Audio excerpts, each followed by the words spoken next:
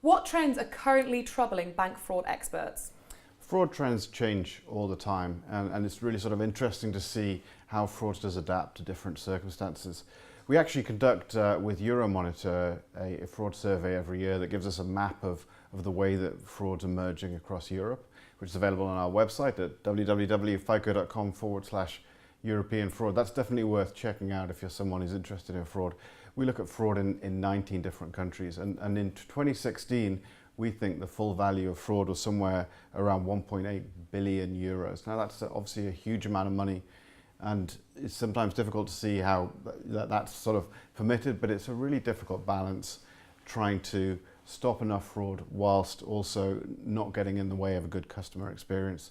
There's a couple of trends I'd call out in particular. So we've seen a huge rise in CNP fraud over the last few years. CNP stands for cardholder not present.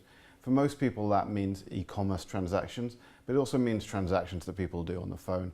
And in many ways they're the hardest to secure, but also at the same time they're also growing hugely quickly. So we all buy a lot of things on particular e-commerce websites, and that's changed the patterns dramatically. So in 2008, about 50% of fraud was due to those CMP e-commerce type transactions.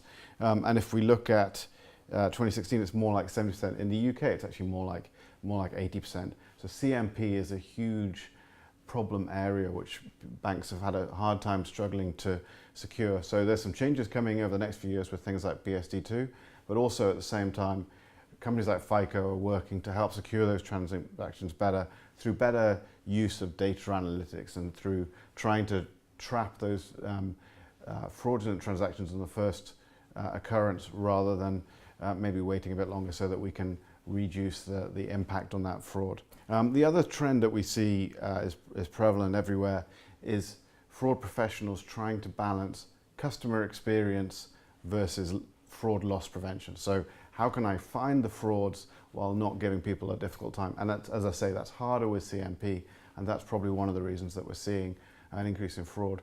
But we should note that actually fraud is generally pretty much being kept under control, but there are certain areas we need to go look at.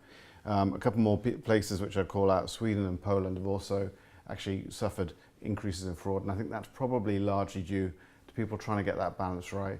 A lot of CMP transactions taking place. How do we make sure that the customer gets a really good experience when they're using their card in those markets?